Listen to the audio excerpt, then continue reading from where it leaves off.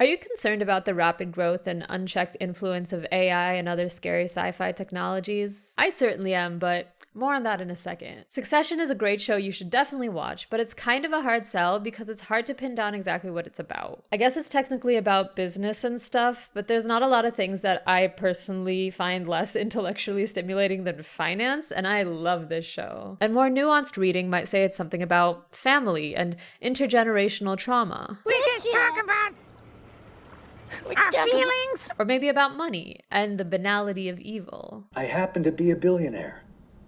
Sorry. I think that the big thematic takeaways somebody gets from this show says something about that person and what they're generally occupied with. Which is why when I watch it, all I hear is Tech. Yes, my projection of what Succession is about is the encroaching dominance of Silicon Valley. I know, it's a reach.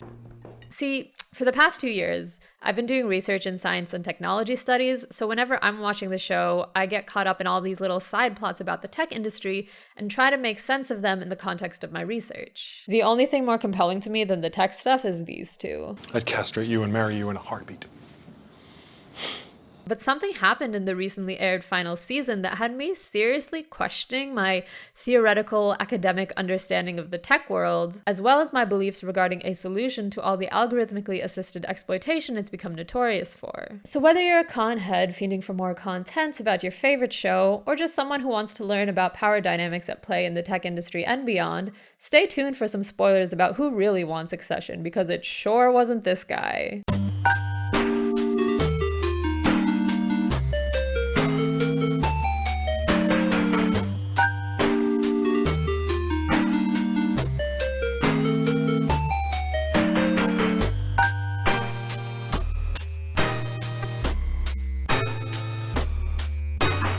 Is it giving quiet luxury? I don't know, most of my clothes are from Goodwill. I should do some carry arm movements. This is for TV. So if you literally don't know anything about the show, there's this super rich mean guy who owns all the things, and he has some kids that are all useless because they grew up as literal billionaires, and the main tension of the plot is who's going to take over this company that runs everything from amusement parks to an in-universe Fox News when he dies. Well, no, Rome, it's not an if. If? He won't die. Apparently, Succession's also about climate change. His 3 kids, Kendall, Siobhan, and Roman Roy, being the self-assumed obvious choices, are the main characters, and we spend most of our time following them in their fight to win the company and or the love of their father. Oh, Daddy doesn't love his little carrot top, even when she does a little daddy dance. The tech industry is more of an ominous background character than a lead, but it's always looming. From Kendall's failed attempt at acquiring an in-universe BuzzFeed in the pilot episode, to losing the family company to an Elon Musk-Daniel Ek hybrid in the finale, computer nerds are constantly making life difficult for our favorite corporate family. The characters themselves have mixed feelings about tech. For Kendall, it's the next big business venture. We can get a tech valuation for a real estate proposition on this. I think it's hard to make houses seem like tech, because we've had houses for a while. But for his dad, tech is coming. Tech is here. Tech has its hands around your throat. It's perceived as more of a threat. As for the show's portrayal of tech, I would say it's critical in that way where a text just lays something out so bare that the audience can't help but form the criticism themselves. Kind of like how the show is critical of meritocracy. It doesn't really spell out a counter-argument to this idea, it just shows you how clueless and insecure the people making big world-affecting decisions are, and you leave realizing that the people in charge of things don't know what they're doing any more than the rest of us. Guess who just didn't kill anyone, but maybe only lost a couple of thumbs?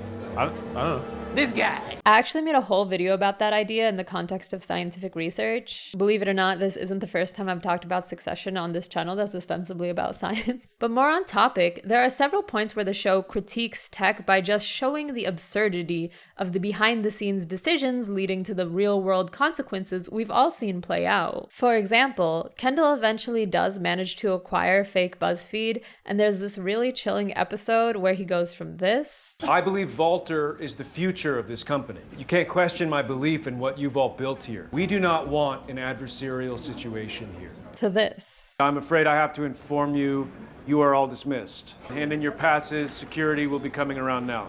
Health benefits will be terminated at the end of the month. I'd like to thank you all for your hard work. In case you've missed it, tech workers have been experiencing massive layoffs in recent years, a profit-saving move that was really always inevitable in a sector so hostile to unions. And while plebes on Twitter are arguing about why it should have happened like this or why it had to happen like that, the mundane reason for labor abuses like this is because they're probably convenient for someone with power. The genius of Succession is that episode wasn't about all the laid off workers or the precarity of their jobs. It was about how Kendall gutted a whole staff because his dad told him to, and he just wants his dad to love him. Why?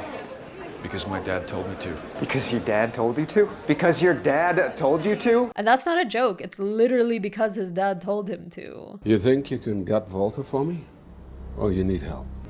I'll take care of it, Dad. Baby girl. We see another critique with the character of Lucas Madsen, the tech billionaire who buys the family company in the end of the show. When he's introduced, he's just another autistic-coded wonderkin who's made a wildly successful app, but as the show progresses, we learn more about his genius. We built his whole rep. He's not even a real coder. Someone gave him like a box of tech and he took it to market. More about his app. There's a little issue that we're looking into with subscriber numbers being a little bit bullshit. And more about his... I was seeing this girl, and after we broke up, I sent her some of my blood. Wait, what was that last part? Half a liter frozen blood brick. I just kept doing it. Let's just put Madsen on the shelf for now. Point is, they're taking something we already understand on some level, that the most successful tech bros tend not to be the geniuses they present themselves as, and also do some pretty questionable things. As a joke. But instead of focusing on the problems or effects of that, the show instead chooses to highlight the personal interactions and relationships that actually maintain their whole... Just don't. Don't. What? Don't scream people are data and stick my dick in the guac. Thing. I think these critiques of labor rights in the tech industry and the pseudo-geniuses that dominate it are pretty easy for anyone to take away from the show if they have even a slight awareness of the real-life counterparts. But the one I think is a little harder to pick up on, the one that had me shook during my first watch, is the fraught prospect of regulating tech.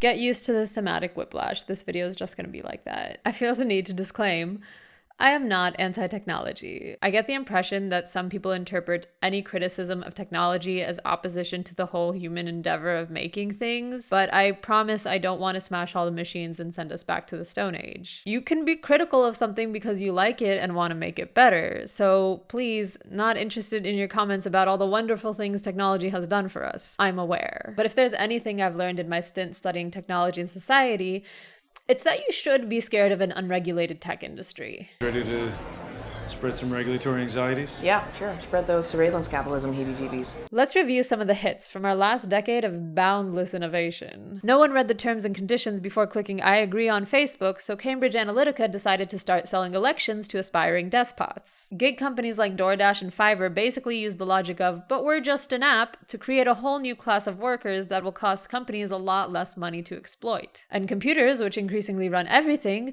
can be racist now. There's the continuous flow of misinformation, apps that are designed to literally addict you, and the huge can of worms that is currently being opened with the advent of AI. Let's open the AI worm can with even more AI. What ethical issues does AI introduce to society? AI introduces several ethical issues to society. Oh wow, that is way too much. There is no way I'm about to read all of this. Can you make that shorter? AI introduces ethical issues related to so privacy boring. and bias. Now say it like a finance bro.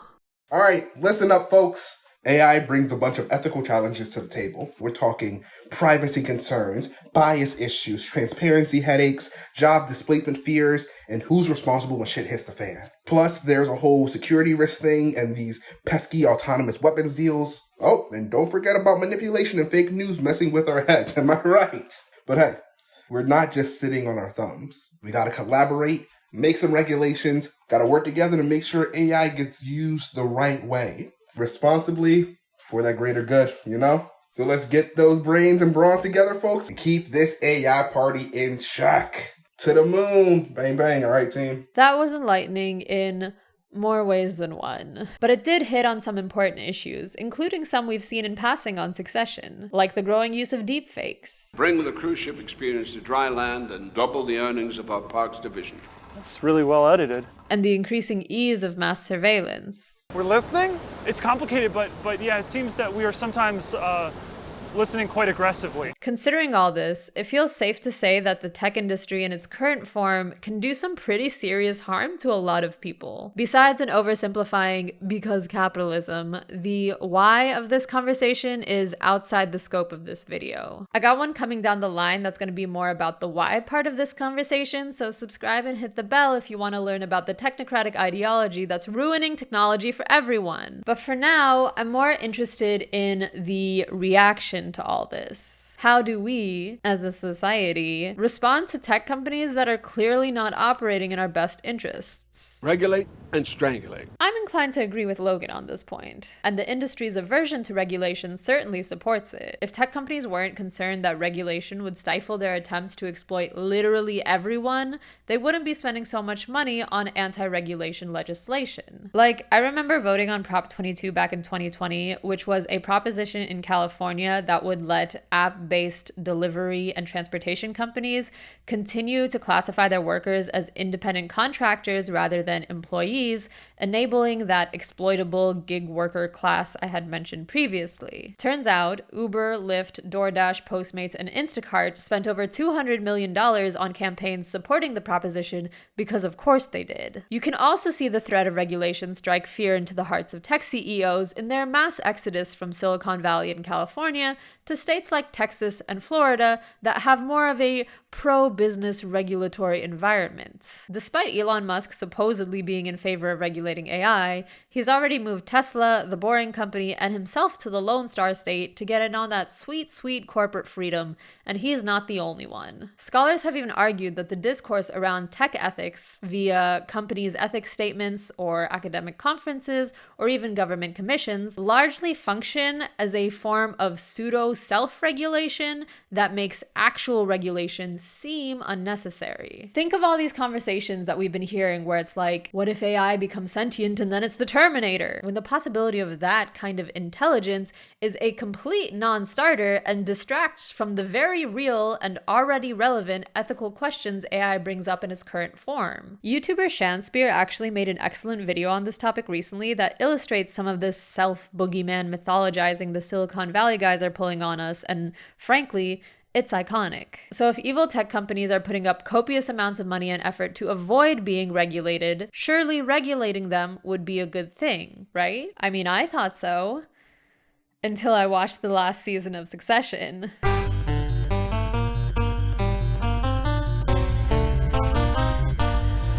Okay, we're back to the show. So, for context, we find out in like the second episode of the show that Waystar, the family company, is kind of on the decline, and Logan, the mean dad, is looking for a way to boost shareholder value. Because that's what business is, I guess. I don't know, I'm just a scientist. Logan's view of the tech industry is... If I find some tech fuck gets landed before us, I'm gonna kill him. Not the most positive. Early on in the show, Logan declares that his dying media company is somehow going to be able to withstand the changing times. In 3 or 4 years' time, there'll only be one legacy media operation left. Let that be us. One firm to stand up to tech. But over the course of a few seasons, things don't really work out for him, so eventually, taking an attitude of if you can't beat him, join him, he tries to acquire a tech company called GoJo. This is the company founded by Lucas Madsen, the fake computer genius I mentioned earlier. You're the genius. Damn right I am. I sent her some of my blood. After some flirtation with the sons, Logan and Madsen meet to talk about the deal, and somehow they come out of it with the tables turned.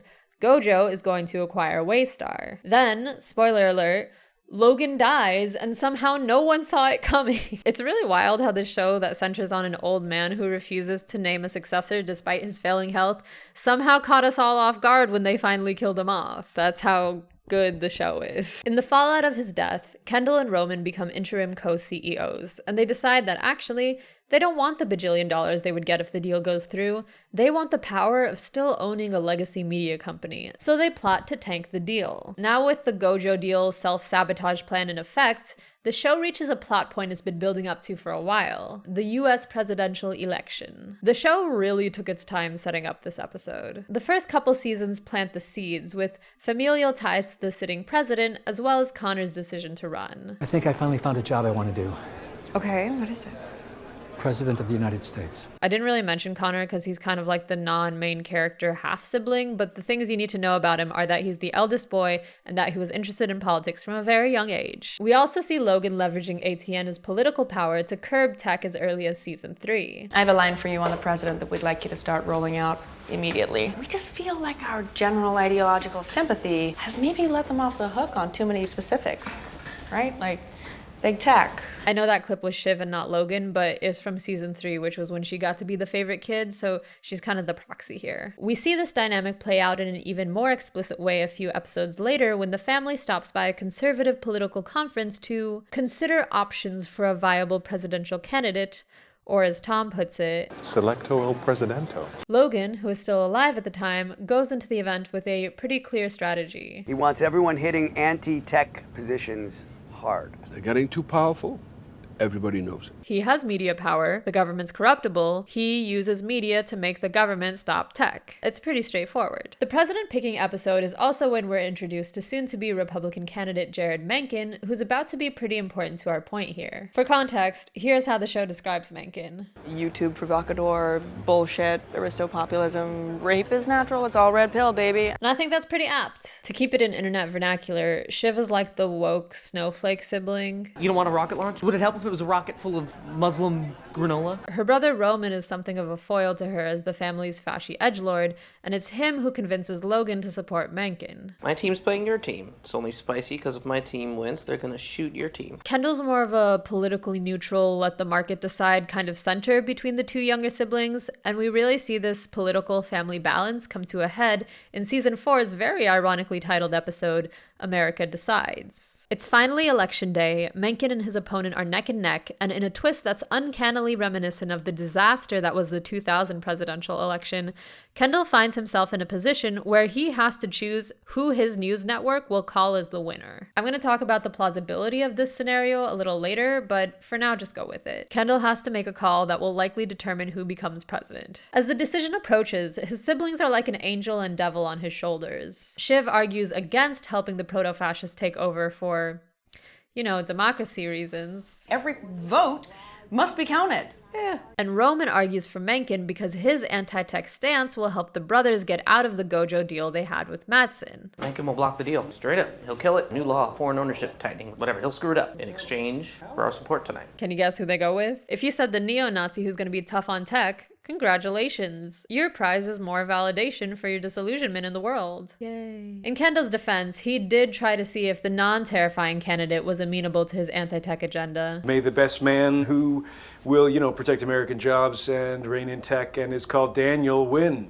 But the Dem didn't take the bait, so really Mencken was the only option. Now I'll grant that it's actually a little more complicated than that. Part of why Kendall goes with Mencken is because Shiv betrayed him by working with Mattson in secret, and in fact she set up a conversation between Mattson and Mencken that ultimately resulted in a finale where Mencken is the president-elect and Mattson still gets to acquire Waystar. What was your philosophy exactly? Privacy pussy pasta. I'm not going to get into all that here, but it is more interesting illustration of how these massive decisions are being made on the very human whims of these unimaginably powerful people. So because we had so much chicken when we were kids, I have to like the fascists? Yeah. But here's the takeaway I want us to think about. Some billionaires wanted to maintain control over their mega media conglomerate that's being absorbed by a tech CEO, and in order to do that, they throw the sizable political weight of their news network behind the regulate tech guy, who happens to be a neo-Nazi, but that's not even the shocking part for me. That's just realistic at this point. The thing that left me really troubled was that regulation, that thing that I had for so long thought would be our solution to all the problems we see in the tech industry, was being wielded for consolidation of corporate power. It's not regulate tech so they don't take advantage of people, it's regulate tech so they don't become more powerful than corporate America. And even though this show is technically fiction, This point gave me a reality check that I've had a seriously hard time contending with. I'm going to talk a little bit about what I think this reframing of regulation means, but first, where do you watch Succession? I can tell you what I definitely don't do, and that is watch it along with basically everything else I could want to consume online for free with the help of a particularly useful subreddit that rhymes with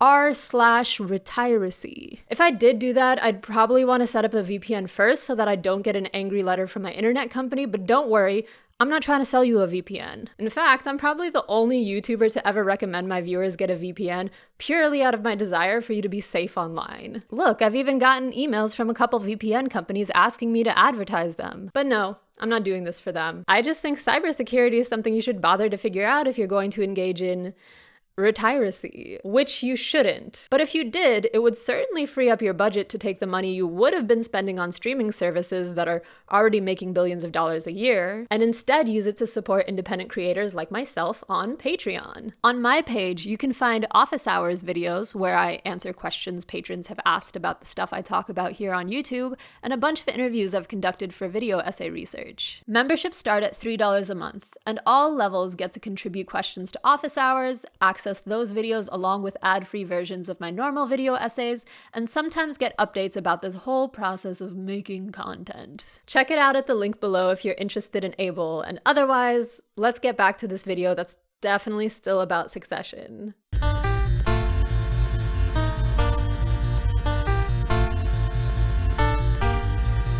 Okay, so now we're at the part of the video that's less me sharing knowledge I'm comfortable and confident in, and more me publicly grappling with what I think I know, so please bear with me here, we're learning together. First, I want to preempt the criticism that I'm reading too much into a fictional television show. Succession has become known for a hard-earned verisimilitude made possible by the use of consultants, like the wealth consultants who advise on how real billionaires dress, act, and talk. She's brought a ludicrously capacious bag. What's even in there?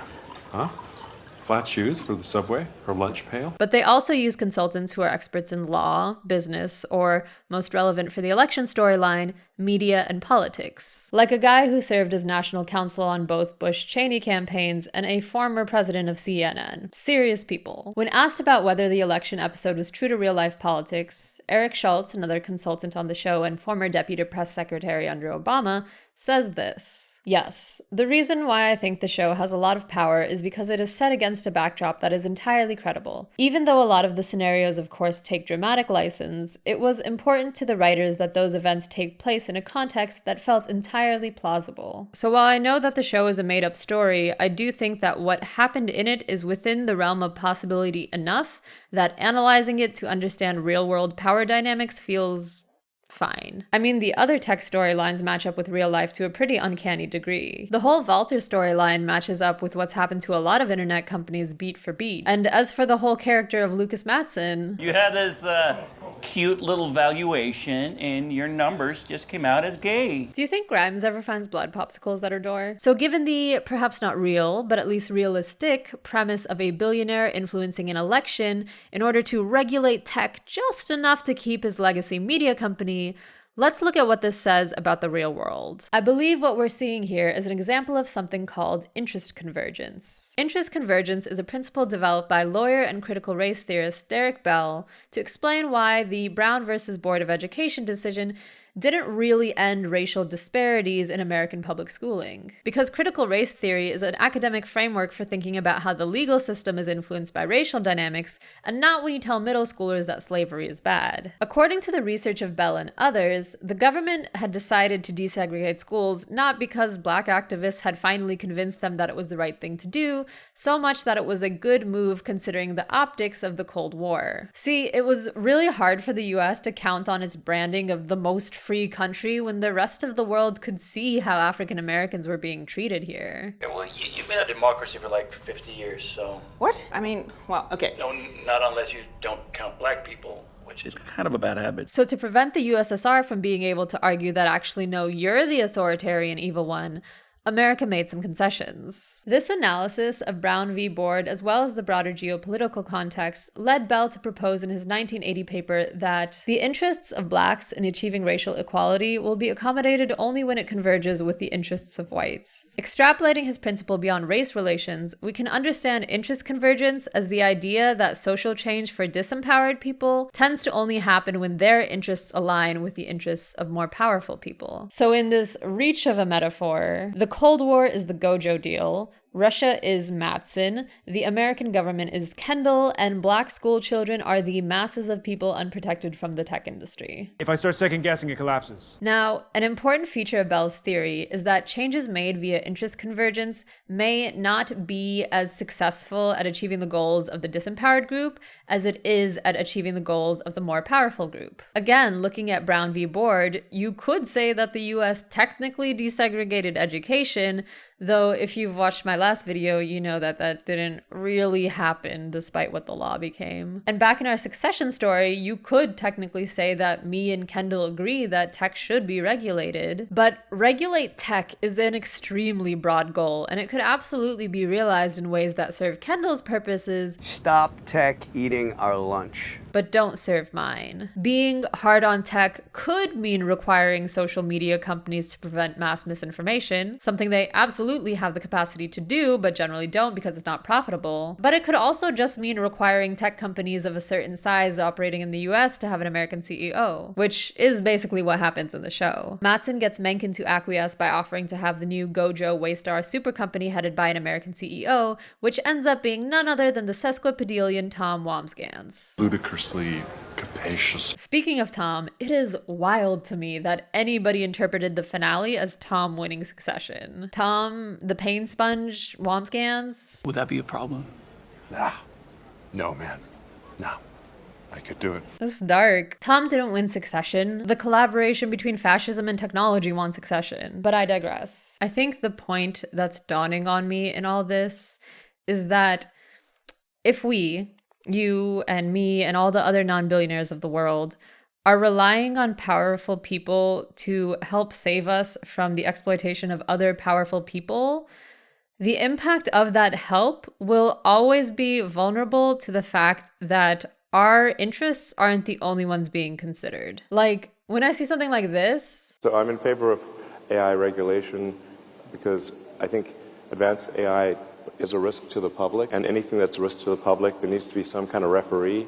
That referee is the regulator. I agree with literally all the words he just said, but I have a feeling that if he got his version of regulation enacted, it would do a lot less to help people like you and me, and a lot more to hamstring his competition in the emerging tech hype bubble that is AI. And it's actually more than a feeling. This is basically what's happening whenever you see a tech CEO advocating for regulation. Go listen to this interview with AI expert Gary Marcus to learn more. I promise it's a thing. Point is that to a degree, regulation is a form of change making that comes from the top down. And while that doesn't render it completely impotent, it does mean that it will generally be enacted in ways that serve those at the top. And that makes me a lot less willing to say that regulation is the solution to harmful tech. And like, realizing that interest convergence is a thing isn't the only reason to question the efficacy of government regulation. Regulatory capture is a thing. Like when net neutrality policies were reversed back in 2017, the head of the FCC at the time was literally working for Verizon before becoming the guy who got to decide whether or not companies like Verizon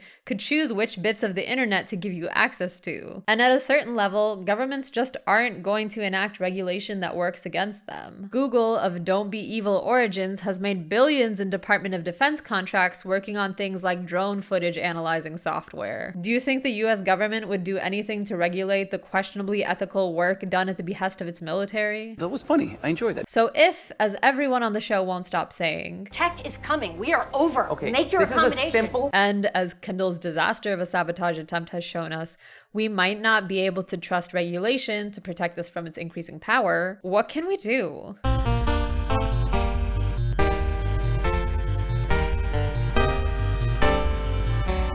It's funny, a while back, I had this little debate with a libertarian-leaning member of my family about AI, And he was like, AI is so cool. And I'm like, yeah, it's also kind of dangerous. And he's like, well, do you not want us to make stuff like this? And I'm like, no, we should, but we should also regulate it. And he proceeds to hit me with an intellectual punch to the gut when he asks, do you really trust the government to do better? And in that moment, we became that epic handshake meme because no, actually, I don't generally trust the government to do the right thing. Surprising, I'm sure. But I do think they have, infrastructure and oversight and process and a certain institutional slowness that I trust a little bit more than the tech CEOs whose self-impression as cowboy innovators in the new digital Wild West is apparent from companies' slogans like move fast and break things. Like, maybe that was cute when Zuck was saying it 10 years ago, but now that Facebook's gone and broken some things,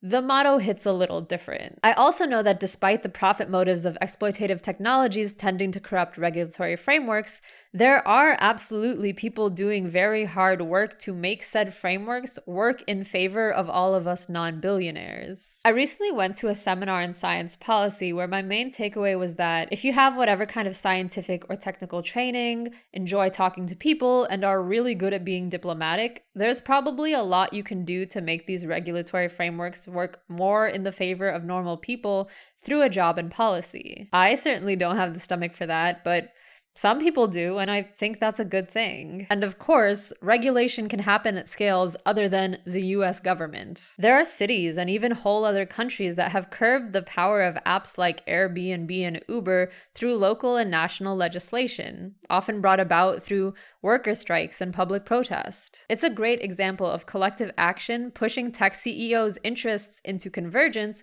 with those of the people they exploit. So despite the part of me that is, dare I say, a bit of a libertarian sympathizer, all I want is a fair, flat tax, same for all Americans, but headed down to zero within a decade. I don't think my take here is that regulation is bad or it doesn't work.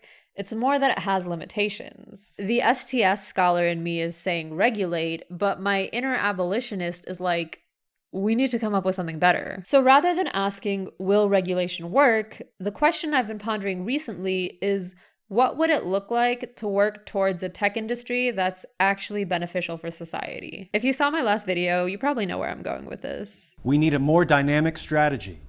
Now let's call it, for the sake of clarity, strategy of 1,000 lifeboats. So this clip's from a moment where the company is in crisis and Ken's trying to get everybody on board for developing solutions. And as little as I agree with him on the purpose of tech regulation, and as much as this speech is made out to be a failure in the show, I said lifeboats, not iceberg. I do think he's onto something here. He gives this rousing speech to his team where each part of the company, each little tiny piece of the whole, can help save them all together. And that's kind of how I think about social change in general. There is no one true solution to any big societal problem. I think that real change is brought about by many people in many places doing many things on many scales, all towards a common goal. Volta is a lifeboat. ATN Citizens is a lifeboat. VR could be a lifeboat. VR's bubble, but yeah, no bad ideas. Technology theorist L.M. Sakasas applies this logic to the pursuit of a more humane tech world. We should ask not only what is to be done, but who is going to do it. This at least acknowledges the fact that we may all have choices to make and some measure of agency to exercise, but we do not all have the same resources, skills, or standing. In other words, what a policy wonk in a senator's office can and should do is different from what a programmer working at a startup can and should do. Their scope for action will in turn differ wildly from that of a single parent struggling to pay rent and feed her kids. It's not just that she has far less power, it's that her responsibilities and obligations are also different. That she cannot do what the legislative assistant or the programmer can do does not imply that she ought to do nothing. I really like this framing as opposed to a singular top-down solution because it helps people to see how they can be involved, which of the 1,000 lifeboats they might want and be able to contribute to. And regulation can be a lifeboat, but it's just one of the 1,000. So both to relieve any digital dystopia despair and as an exercise in collective ideation, let's consider some lifeboats together. In a video I made about Pluto a while ago, I ended the video not with a conclusion on who's right about Pluto, but an open question for the audience. And wow, did y'all deliver in the comments. So let's do that again. The question of today's video is, in a world where our increasingly advanced technologies are being wielded primarily for profit and often at the expense of humanity's collective well-being, what are our lifeboats? Bring me 1,000 lifeboats. Bring me a fucking armada of eyeballs. I'm going to start things off with a few answers in a second, but first, I want to invite anybody watching this right now to pause the video and leave a comment sharing what you see as an avenue, no matter how big or small, to prevent, counter, or mitigate one or some of the harms we've seen brought about by big tech and their boundless innovation. If you did see my essay on systemic change, consider this an exercise in the logic of that video. Understand the system as a whole, and then identify your points of intersection with that system to figure out your accessible avenues for affecting it. And if you didn't watch it, go watch it. All my videos are this good. So maybe when sharing your lifeboat, include, as Sakasa suggested, who's steering it? What kind of positionality in career, resources, identity, whatever, is conducive for that particular thread of the collective systemic change effort. I'll pick a few interesting answers to share at the end of my next video, prioritizing commenters who also respond to other people's comments because I'm trying to get y'all to have a conversation here. Look, this isn't a brainstorm. All I'm saying, everyone's invited. And if you want to hear the Pluto comments and my thoughts, stick around to the end of this video because I'm finally getting around to them. Okay, so here's my 3 lifeboats to get things going. The first one is the kind of frustrating one, which is our own personal engagement with technology. It's one of those annoying things like recycling or going vegan because you know on some level there's a larger systemic problem that you opting out of probably won't do much to change. But also you kind of can't get around the fact that an individual action can be a part of a collective action that does have a significant impact on whatever system. Twitter's kind of like eating meat. It's not that great for you, and your participation in the market does a teeny little bit to hurt everyone. I don't want to get too into that particular dialectic today, but for a deeper discussion and what I think is a pretty good take on personal engagement with technology, check out What Is to Be Done, the essay by L.M. Sakasas that I quoted a minute ago. Okay, so we got individual action. What's another lifeboat? Well, there are certainly people who work within tech that are positioned to be some kind of lifeboat. I have spent enough time in the Bay Area to know there are a ton of socialist coders out there. And by that, I do mean people with socialist politics who also work as software developers or whatever, and not people who write socialist code. At least not yet! In a really interesting article on what he called the engineer's predicament, Ben Tarnoff discusses the contradiction between many tech workers' progressive ideals and sincere desires for a more collectivist world, and the inherently capitalist framework of their work. Rather than criticize them for being in this increasingly common and honestly understandable position, he describes the redirection of their dissonance into subversion. So, another desire develops to put their politics into code. They want to write software that will facilitate the creation of worker cooperatives, seed the internet with self-governing platforms, and equip movements and municipalities with tools for democratic decision-making and participatory governance. You may not care about how to write socialist software. The idea may even strike you as ridiculous. But if you are at all curious about the possibility of life beyond capitalism, you have a stake in the engineer's predicament. The question of how to write socialist code is a complicated one, so definitely check out the full article to learn more.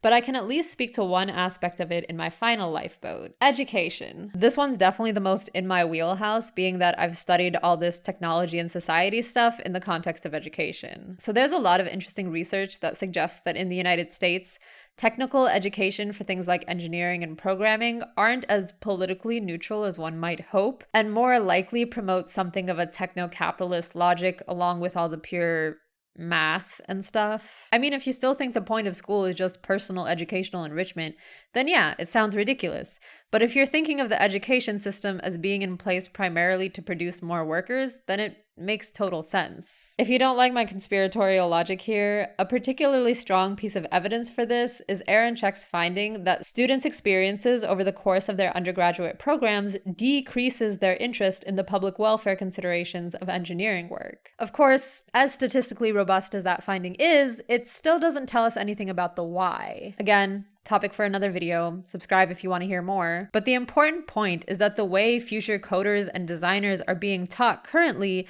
is clearly not conducive for producing Tarnoff's socialist engineers. Which means that teachers at every step of the educational process who can help counter these gross logics we pick up in STEM ed are absolutely going to be a lifeboat. So many lifeboats. Okay, that's enough of me talking. Hopefully I've given you enough to get the ball rolling. So if you haven't yet, go ahead and leave a comment as to what you think could be a lifeboat in this whole tech is cool but also hurting us for profit world that we live in. I can't wait to see what you come up with. All right, thanks everyone. Lifeboats!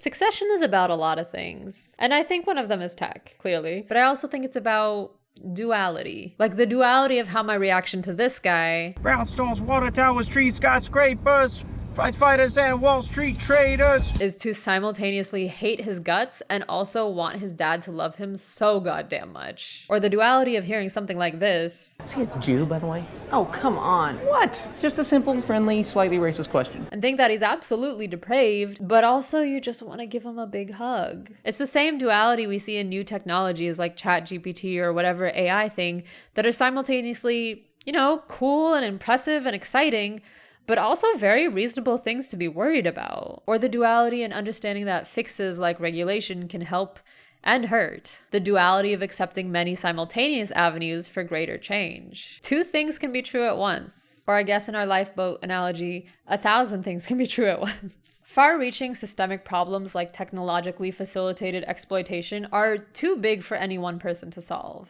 But that doesn't mean that the way each of us engage with it won't have an impact on how it develops and what our futures will be like. Supposed tech geniuses will pretend that an AI singularity Terminator doomsday scenario is the inevitable outcome of humanity's computational evolution, because then we can't blame them when Blue guys are gonna data mine us all to death. But where their story fails is in the missing duality. Yes, we live in a world where apps have eroded labor rights and websites have undermined democracies, where computers can fight wars and hunt people for us, where our entertainment addicts, polarizes, and isolates us. And yet, we can still imagine, design, and build those technologies that the aforementioned Tarnoff calls class traders. Some technologies refuse their inheritance, or use it to subvert the system that provided it.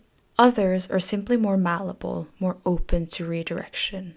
The challenge for a socialist software engineer, or really for anyone with an interest in piecing together a post-capitalist future, is to find ways to use the space opened up by these breaks to effect the leap to a new technological system. I know that not all of us are going to design the computers that bring about our liberation, just like not all of us are going to become regulators that make those technologies work for us, or educators that teach people how to make such technologies. Changing systems is a team effort, and while some players may have a bigger role than others, there's room for everyone on the team. And when a team is a team, it can't actually physically be beaten. It's impossible. It is impossible. Gotta love that productive delusion. Go team.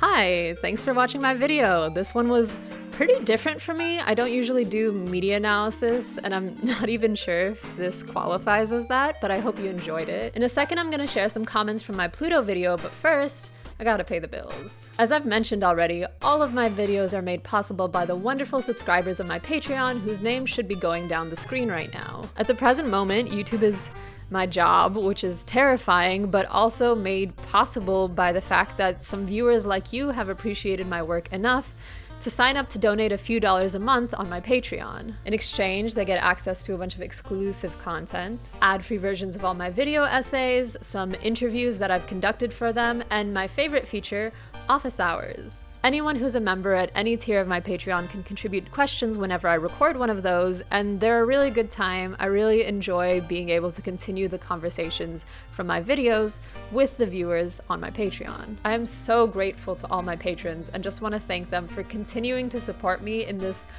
wild online experiment of a career pivot. And if $3 a month isn't in your budget, or you just don't think it's worth it, that's fine too. You can do the algorithm things to help me out. Like the video, send it to someone, leave a comment, subscribe to the channel. These things only take a few seconds to do and they help me out so much because these goddamn algorithms are optimized for one thing and one thing alone, and that is your engagement. Okay, enough of that. Time for the Pluto comments. So if you haven't seen it, that video is about how the question of Pluto's planethood is actually quite complicated, scientifically, politically, epistemologically, and instead of trying to close the video with like a conclusive statement about what is the truth of Pluto, I used it as an opportunity to ask the audience for what are other Plutos. As in, what are the other topics where we learned one simple thing as kids, but in actuality, it turns out that that thing is a lot more complicated than just the middle school version. Honestly, I learned so much from the comments, and there were actually a couple that had information I wish I had known before making the video. Like how there are literally studies that used Pluto as a litmus test to understand how people's conceptual knowledge changes. Or like how Eris, the planet that's kind of responsible for Pluto being demoted, was literally named after the goddess of discord and strife, which is just too perfect. Like, how could I have missed that? But as far as the actual Plutos people brought up, I think the most common one was about sex and gender, which honestly makes a lot of sense. Princess Eleanor left this comment saying, "The science behind sex and gender is so complicated and weird, even for humans, let alone other organisms. My focus is on marine biology, and it's funny to me how few of the organisms I work with are definitely male or female." Hopefully it goes without saying, but this is actually a very important misconception because some people will use like middle school biology arguments about sex to argue against the legitimacy of transgender people, which is not only like horrible and mean, but also scientifically unfounded. And people also brought up gender in contexts other than biology, like the socio-cultural interpretations of it that stick so hard because of our desire for psychological comfort. Or even how the linguistics of gendered pronouns varies drastically between languages, for example, Arabic, which is highly gendered, and Mandarin, which is apparently very ambiguous when it comes to gender. Besides all the gender stuff, another common Pluto people brought up that I kind of anticipated was history. Cuckoo Serpent 4 very aptly said that anything people have learned in elementary school about Indigenous Americans definitely falls into the Pluto effect category. And yeah, it turns out that all those stories about pilgrims and Indians that didn't portray US colonization and expansion as genocidal were kind of bullshit. A bunch of other people brought history up as well, but in a more discipline-wide sense. Like Jillian the Adventurer talking about how real history research seems like revisionism to people who don't understand that history is more than just memorizing events and dates. Or Hilma Person 6168, who used their experience in fashion history to explain how people incorrectly tend to make sense of history like a line of progression rather than a web of interconnected processes. Another kind of whole discipline Pluto that was brought up was economics. Keodessa Landy 3846, an economics PhD student, says that while they were teaching, they found that many students described economic models as a fact, despite there being research that contradicts these models. Yeah, totally not concerning that people studying economics are learning neoliberal logics as fact. Yay. That example, like all the others I gave, are very informative but also kind of a bummer. So I want to end on a less socially harmful Pluto, and that is instrument categorization. This one was really cool. LoxoLove94, who actually left a comment several videos ago that provoked me into making the Pluto video, is apparently an expert in music, and according to them, musical instruments are categorized by the mechanism that creates the sound. For example, they say, the saxophone is made of brass, but it's not a brass instrument. It's a woodwind because it uses a reed to make the sound. In the same way, the piano is not a string instrument because it has strings inside, it's a percussion instrument because the strings are struck with hammers. That comment was already very interesting, but then Esther Schultz 8400 left a comment saying that because certain letters and sounds are created from different parts of the mouth, like friction, air, or resonant frequencies, you could categorize them into percussion, woodwinds, and brass, as per LoxoLove's categorization, and therefore, language is a band. So basically, I guess, I've spent the last hour performing a symphony for you all. Hope you've enjoyed it.